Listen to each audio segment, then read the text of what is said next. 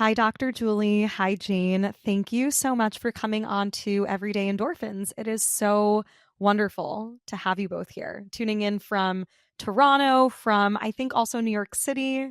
Thanks so much. So nice to be here. Great to meet you. So nice to be here. I would really love to start off by having both of you share a little bit about your background. And before we were even on this call and doing this interview, we got to connect. It's crazy to kind of see how the wellness world is so intertwined. You recently partnered with a yoga studio, Gather Yoga in New York. And I know Emily, who started the yoga studio here in the city. So it's just really amazing to have this opportunity to get to interview pioneers in the wellness space, thought leaders, people who are building really interesting things, and see how different brands get to collaborate together. But before we even get into Noon and everything that you guys are doing, let's take a step back and talk about your background. So maybe Dr. Julie, if you'd like to start sharing a little bit about yourself. My background is in physiology, human sciences, and I'm a naturopathic physician by training. I did my research in clinical neurology, so in seizure disorders, and worked a lot in the supplement space around different like clinical trials and different fish oils in particular. And I own a clinic and work with a lot of different practitioners. And a big part of my practice is acupuncture and traditional Chinese medicine. And Jane, would love to hear from you about your background and story and entry into the wellness space. So, as you know, I'm based in New York. I've been here for 10 years, which is longer than I thought I'd be here for. My background's in design and technology and also innovation. I started as an architect a long time ago and transitioned more into the digital realm. And I've done everything in between, spatial, digital, experiential, etc. And my entry point to wellness, I mean, naturally, I think being in New York, growing your career, you are used to finding ways to balance, all the stress and everything.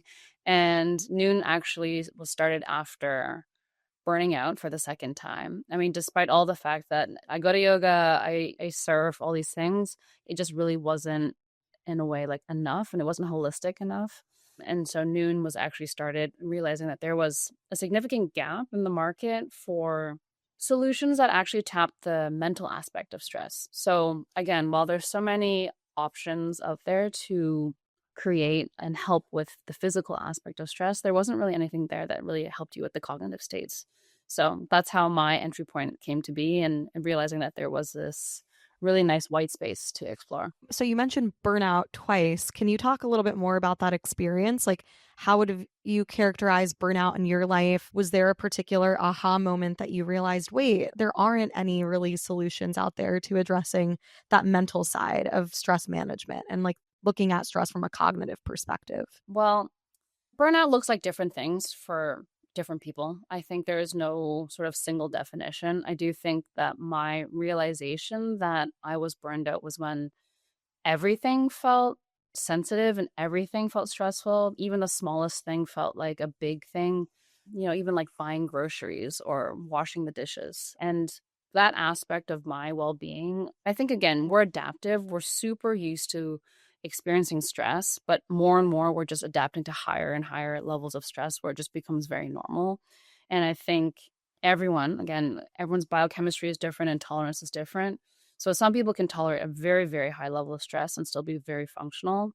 And I would say I'm one of those people. So I would definitely have to get pushed over over the edge for me to realize like, hey, maybe I need to actually slow down and think about how I want to show up for myself on a day-to-day basis. And realizing in that moment, also realizing, because it was around COVID, that so many people around me also were suffering from the same, like very similar predicaments.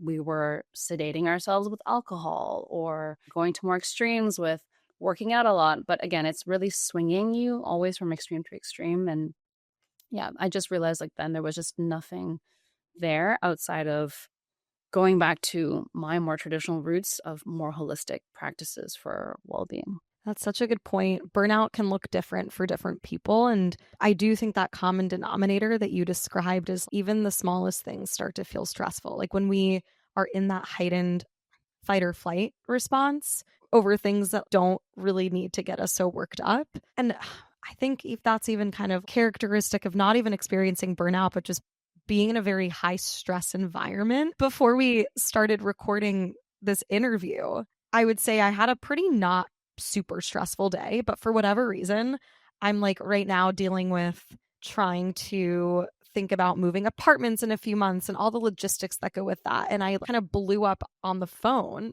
with my mom because I was like, I'm so stressed about this. Like, I need an answer. I need help.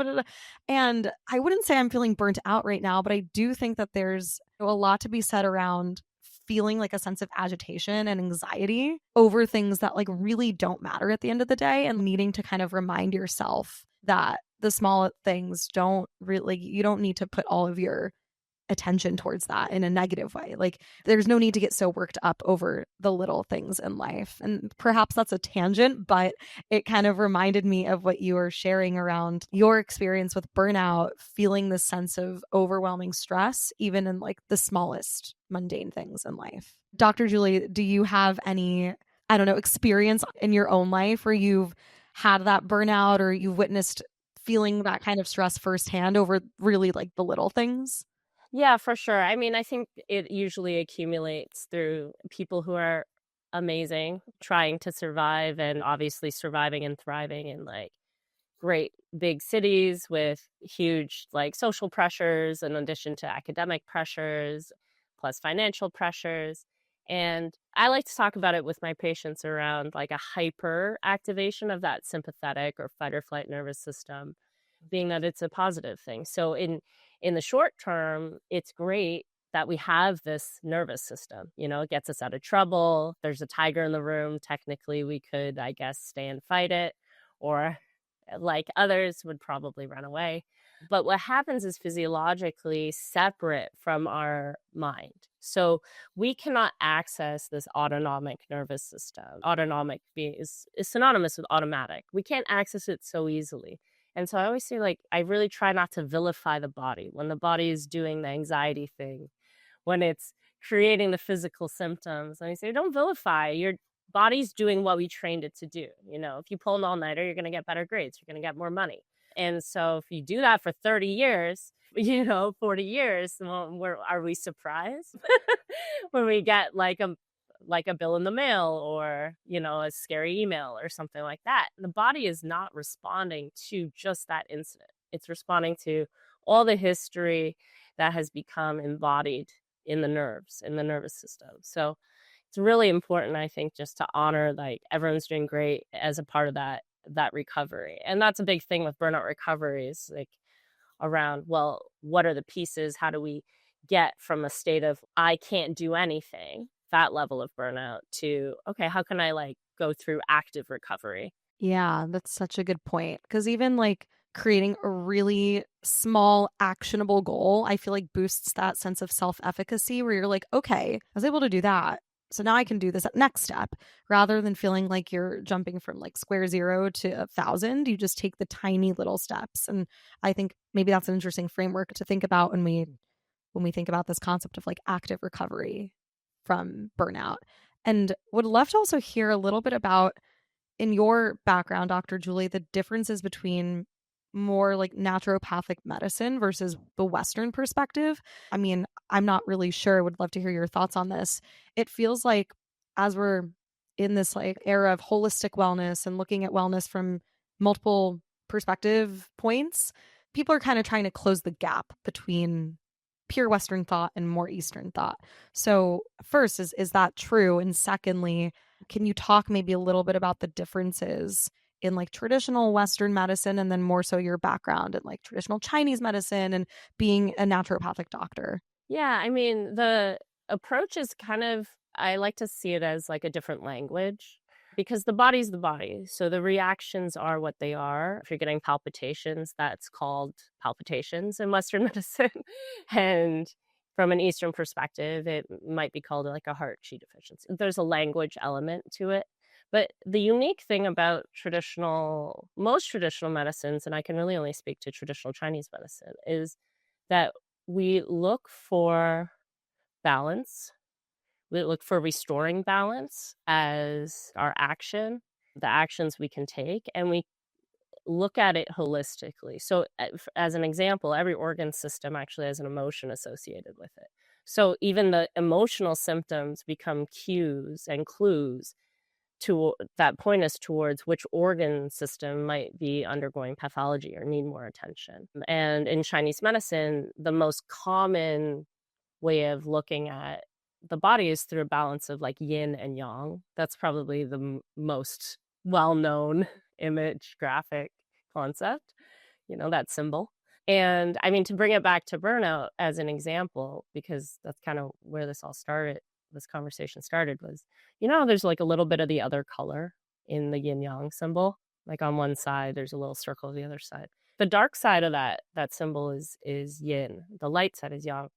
The idea is on the dark side, there's a little bit of yang inside yin. And so when we look at the body or the person, what we might see is someone let's give insomnia as an example, or burnout. In insomnia and burnout, we would say, oh, okay, this person must have a lot of energy. They stay up through the night. They can't really rest. Like when you're burnt out, you often meet people with burnout and they have trouble sleeping, right? Is this true? Is this common? Is this your experience?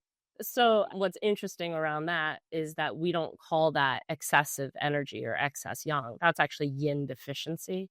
And so the solution isn't run a marathon before you go to bed. It's let's nourish the system. And then from a Western perspective, we would look at the adrenal system, and we would look at cortisol and your fight or flight pathway and how that's impacting your hormones and your cortisol awakening response needing to be better regulated. So we would say it's better to have that cortisol is supposed to come up and down between your meals to give you energy, to sustain your energy about 4 times throughout the day, highest about 30 minutes after you wake up. And so oftentimes we'll see it in cortisol dysregulation, adrenal fatigue, stress. We'll see that inversion, right? Where they are very tired in the morning, need caffeine, and then difficulty falling asleep for some reason. Right. Just to follow on that, just when we think about schools of thought, I like the way you said it, Julie, with different languages, but I would also say like Western medicine, well, Julie and I both growing up in the West, but having a lot of roots in the East in terms of cultural roots in terms of how we were raised, like the foods we ate. It is a very different mindset in terms of how to fix something. I think Western medicine tends to slap a very quick fix solution. Hence, like when I burned out, I was given 2 weeks worth of steroids instead of, hey, maybe you should stop working. Or, like, let's think about the root cause of why these things are happening, which I do think when people say holistic, I think a lot of people kind of tend to mistake what this word means. And almost in a way, it feels lesser than Western medicine sometimes because it takes longer, it requires more patience. It feels like this day-to-day mending, whereas I think a lot of Western medicine has this visage of power. So you want the most powerful, effective drug.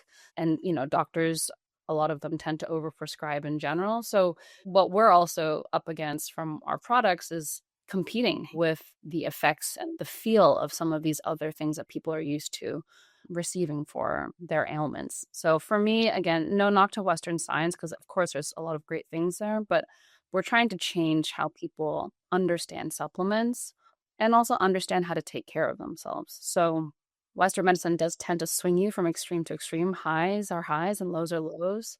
And I like to say, like, for us, and like Julie said, it's about balance. So it's about keeping you at your baseline, which if anyone knows what that feels like, it's like when you feel great, everything flows, you feel sunny on the inside, and that's where we want you to stay, which should be achievable, Yeah, I love that. I think you have a very interesting, the way you phrased it around the difference between Eastern and Western medicine, like just different perspectives on or opinions and approaches on how to fix a problem, I think is so spot on. And I think you kind of read my mind because I wanted to ask a question around, your background in Chinese medicine and also just having like cultural roots in the East for the both of you informed your approach into building the products with Noon and the mission and the philosophy of what you guys, are contributing. So if you could share a little bit about how those Eastern influences shaped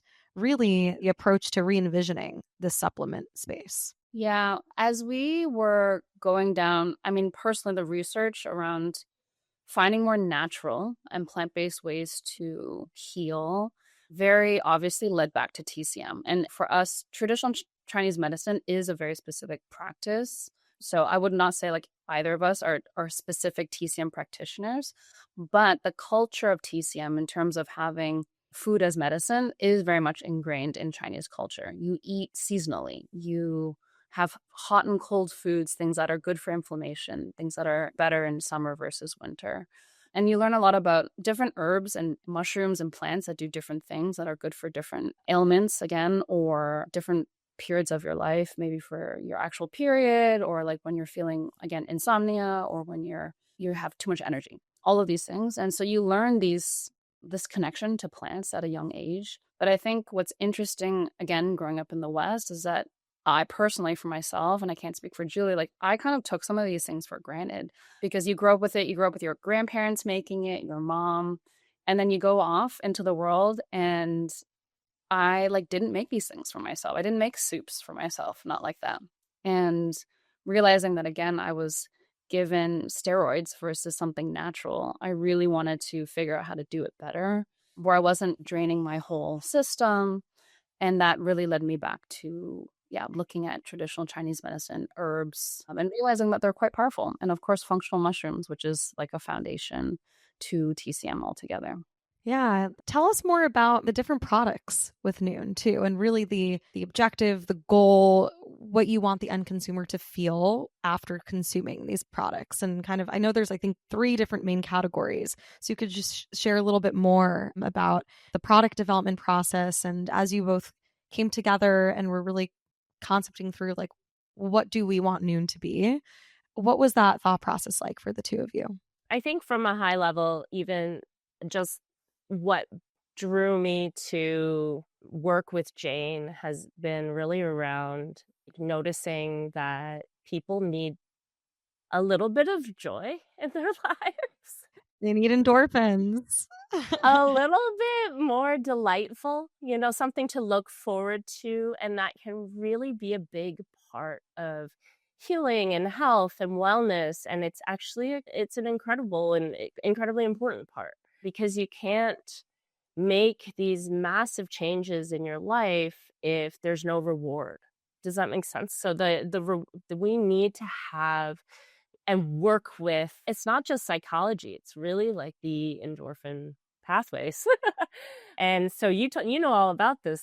So that was really what kind of drew me into this type of project. And we have 2 different lines of products. We've got the chocolates, and then we have the gummies, which are our most recent launch, probably what you've tried.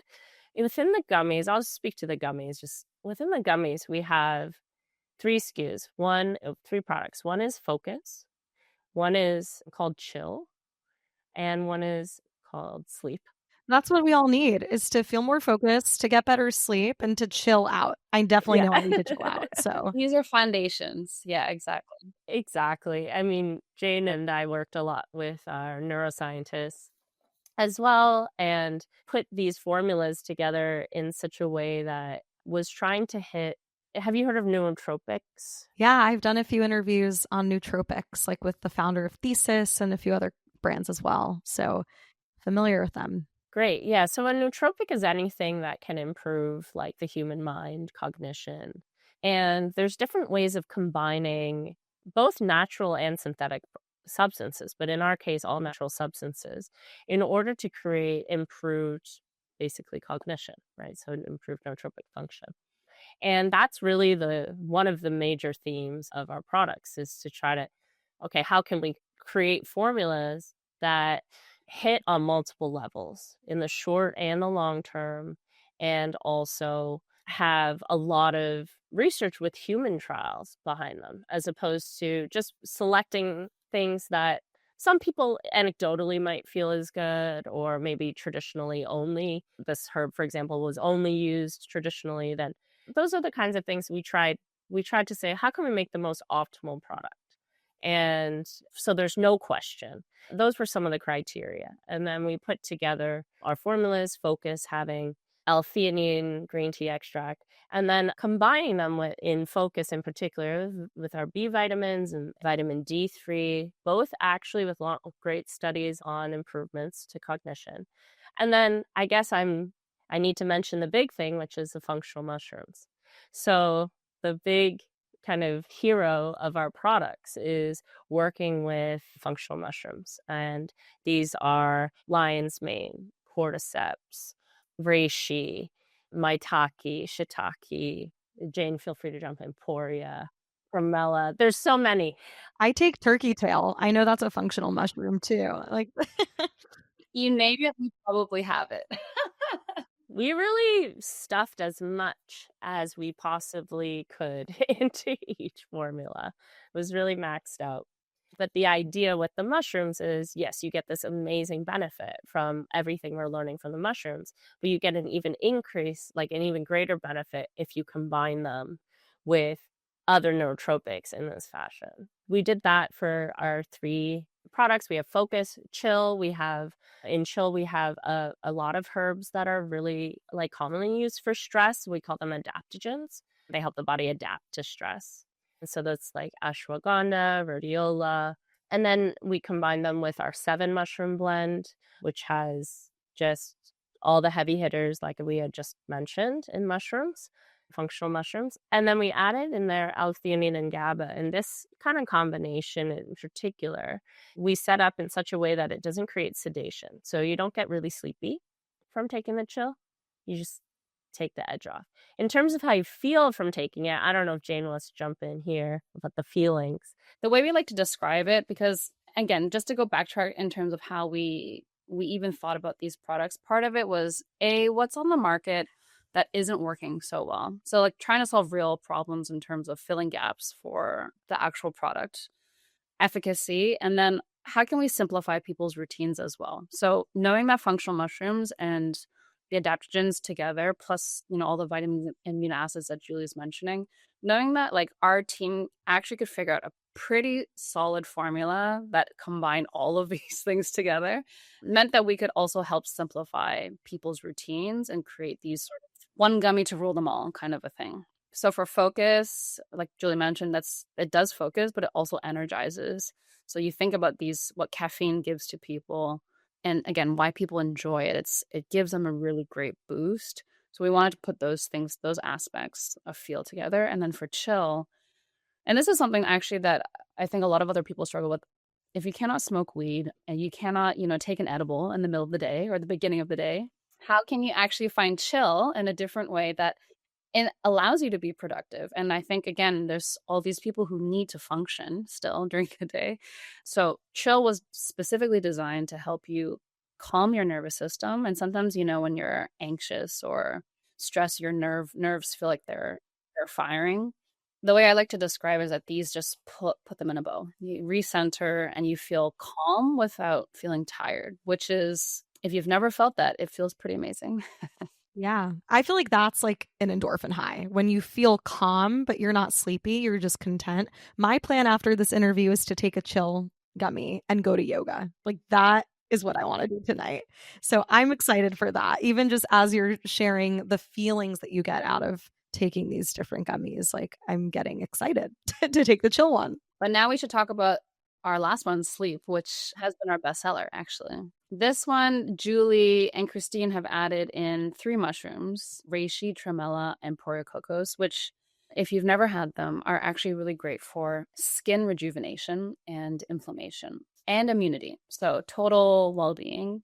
So what we like to call this one is like, it's the beauty sleep gummy. So not only does it help you fall asleep, turn your mind off, it also helps you stay asleep and you wake up actually looking and feeling refreshed. Sleep is such an important foundation to our well-being. I know that when we sleep, it actually allows our brain to kind of like flush out some of those toxins, and like actually it gives you a space to have a restorative moment for your body, like through the act of sleeping. And especially in New York City, a city that never sleeps, people are out and about and doing things, and it's hard to feel a sense of being rested. Like you can sleep, but are you really getting a restful night's sleep? And I tend to run on overdrive, number one. But number two, as a product of that, I think even if I'm sleeping, I don't know how restful the sleep actually is because I feel overstimulated all the time. And I think this is something that a lot of people struggle with, whether or not they live in New York or in a major city, like a feeling maybe of restlessness or not getting a proper night of rest. It like makes you feel horrible, and it extends not just the day after, but it has like a longevity to it even. And when you're not feeling like your most clear-minded self, it's harder to get those endorphins because you're just grumpy. At least I'll speak in my own experience. But I'm not surprised that the sleep gummy is one of the best sellers, honestly, just given how critical our sleep is for our well-being. Yeah, and I think people are cluing in that, oh, sleep is actually essential. I can't just keep going with sleeping at 2 a.m. and then waking up at, 7:30, rinse and repeat. I think also as people are becoming new parents as well, they're realizing that sleep is just the most critical thing that they need to make sure they can do it again the next day. Absolutely. I mean, parenting, I right now, thankfully, cannot relate to, but I can imagine that is a job where there's very little sleep. As I was looking on your website as well, first of all, I love the design and the aesthetic, the branding. I think it's beautiful. There is this concept about cognitive tuners. I thought that was so cool. I'd never heard that before. And there was another line that talked about how Noon creates moments of care to tend to the mind-body axis, which maybe is getting, again, into this more Eastern thought. But can you elaborate a little bit more on this idea of having cognitive tuners through the products, or just even this idea of like what it means to tune your cognition, to keep it in equilibrium, to keep things in balance? I just thought it was a really clever concept to talk about. I like the term cognitive tuners because it also implies that you are tending to yourself on a day-to-day basis. Like when you think about your days in general, no day is the same. So it's really difficult to have a consistent experience every single day. It's quite rare. You'll wake up feeling one day like, oh, this was amazing, I slept perfectly, and then maybe the next, the worst night of sleep. And some things are environmental, some things are work related, social, etc. So when you think about the differences that you're facing all the time, it makes sense that our products can help you, again, tune so you can get back to your baseline. It's not swinging you from end to end, extreme to extreme. It's saying like, oh, I feel a little bit of this. Let's take X to make me get back to this state. Or I'm feeling a little too much of this. Maybe I need to, chill out a little bit. So I think part of it is having a little bit more self-awareness for where you're at. But tuning for me implies that you're constantly tending to yourself, and it is about equilibrium and balance rather than, again, end to end. So that's sort of where that term comes from. Yeah, it's kind of similar to this. I love the tuning concept. It's so similar I guess in like Western physiology, we talk about homeostasis all the time, how the body's always trying to come back to its like center point. Homeostasis can change, same way set point can change, things like this. But it's really around, okay, well, the body has these innate processes and also developed processes that help it get to maintain balance or survival, things like this. And we have this concept called allostasis as well in healthcare, which is when you're trying to create like you're trying to be the steady constant. That's allostasis. And that in health, at least in wellness, in my experience of practice, is the goal, as opposed to, are you alive or not, which is, has extreme value, of course, but, survivorship. But the idea of like, okay, are we really thriving? Like, how can we be optimal? And in spite of everything going around us, can we really be steady? And that allostasis point can be enhanced through using things to help tune up or tune down what you need. And a lot of the ingredients that we're using have what we call multiple actions. So in clinical herbalism, they'll talk about like adaptogenic action, like adaptogens, nervines. These are different classes of herbs that impact different systems. And they literally talk about adaptogens. Like they bring your lows up and your highs down. Like it's really around creating that allostasis and encouraging it. So that's sort of how I see it as well. But I love that. That's such a good description. Even how you just said, despite what's going around you, how do you kind of come back to that steady baseline? And as a yoga instructor, I try to not be I'm hesitant to say preachy. Like I try to not give speeches in my yoga class because some teachers will like really go off, which if that works for you, that's fantastic. I try to impart a little bit of wisdom, sprinkle it in here and there, depending on, the class. And sometimes, oftentimes, I will talk a lot about how yoga is a practice of really regulating the nervous system through tapping into the power of your breath, through linking your breath with your movement. And so, what I try to tell my students is to encourage them to harness the power of their breathing off of the mat in real life, like leaving the yoga studio, applying these practices in their day to day, because when you're able to kind of latch onto the breath, no matter what's going on around you, the chaos, the this, the that, if you can tap back into your breathing and learn to self-regulate, you're kind of getting yourself back to that equilibrium, to that homeostasis, to that baseline. And maybe that's just another way of saying like your own cognitive tuner. You're tuning back to your natural baseline state. So maybe I'll throw that into the into the next yoga class. But well, I mean, you're right. Yeah. I think once we say it though, I think a lot of people start to recognize and realize that they do know what their baseline feels like. If you've ever had like the perfect day and you feel amazing and you've had great sleep, that's your baseline. Like that's how you should feel, And we get so distracted, we forget sometimes how good baseline can feel. Well, everyone's doing really great. I think also we get conditioned into that fight pattern, right? Mm-hmm. Because breathing will turn on the vagus nerve, so the polyvagal. So that's like neurophysiology right there. It turns on your rest and digest function. I feel like we could talk about this for another 3 hours or something. There's so much research out there, and I feel like the wellness space now is shifting its focus towards thinking about how do we get back to a sense of homeostasis and like what does it mean to really quote unquote find balance in life. And I think that's a very philosophical question actually, because when you're in balance, like it's a give and take and things are always fluctuating. So how long can you actually exist in balance? I don't know. I don't think forever, because naturally things will ebb and flow. But I think it's like, how quickly do you come back to that set point? Because naturally things are going to fluctuate. So it's like, how fast do you get back to that sense of equilibrium? And it kind of actually goes back to your earlier point, Dr. Julie, like people wanting to feel a sense of joy. Like we need to remind ourselves that there are these joyful moments in life. And this podcast, as you know, and as my listeners know, is all about that. It's all about finding things in life that bring you joy, that bring you endorphins, and anchoring onto those moments and to those practices. And so as we round out the interview today, I have 2 final questions for the both of you. And I'll start with the first one.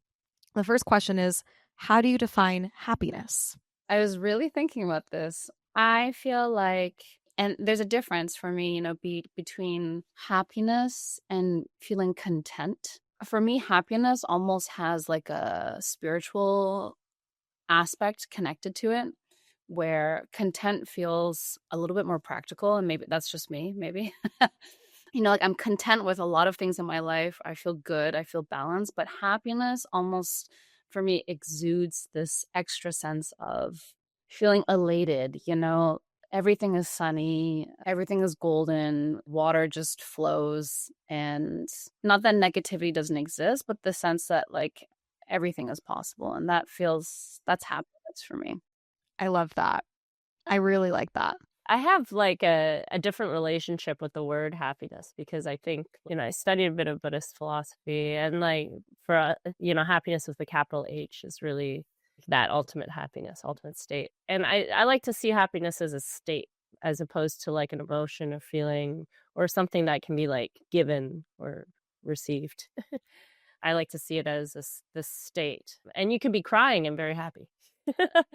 You can be grieving and happy. And so I think that for me, happiness is around the peace and contentment, like Jane was saying, and then very, I think, serene state of harmony.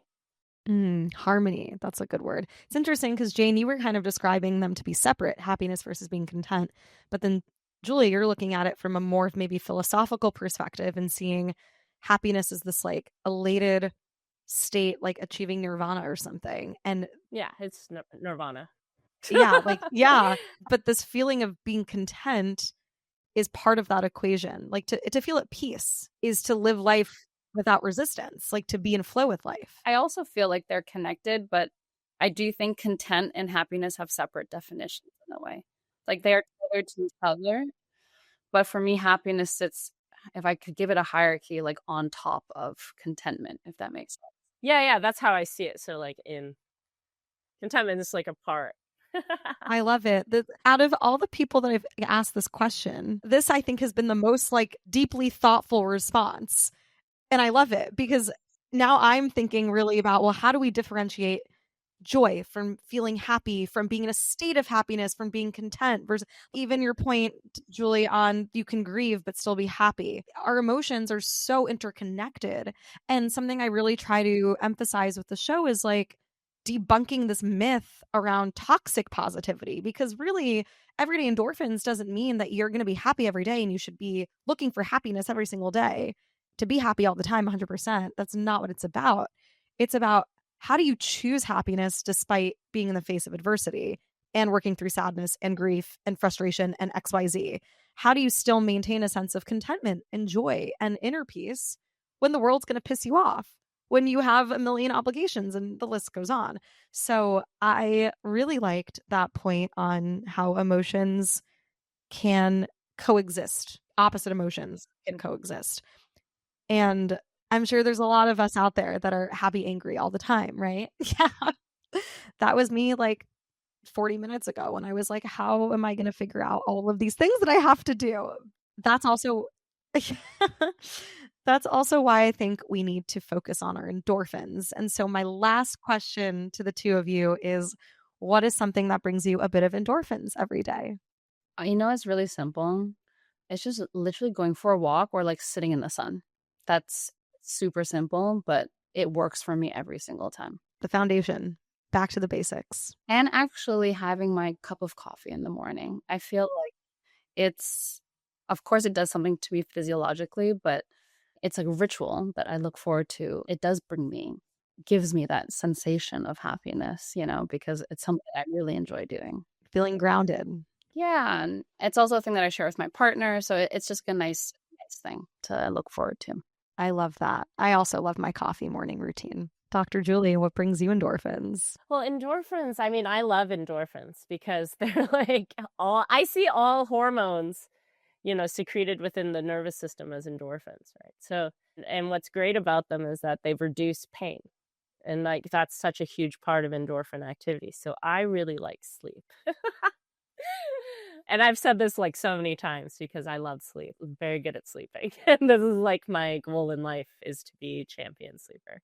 But yeah, I like to exercise. I like to work out. I like sports. I grew up playing sports. It's like a big part of my life. So I think getting in, even if it's a small workout, some squats, I really try because I think that's huge for the endorphins. I couldn't agree more. There's such a link between movement being medicine, and I know I feel way better on the days that I move my body in some capacity. And I've had to really work on shifting my mindset from all or nothing to like even 10 minutes a day is something, and like make the time to do it. You have the time.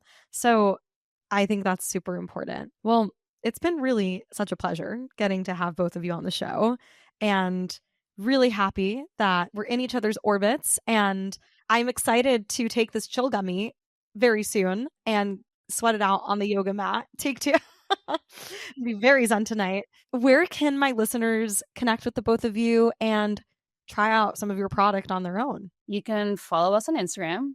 It's at it's noon.world and find us at noon.world in terms of our website. You can find our products there. And if you're in New York, you can find us at Happier. Great partners. Amazing.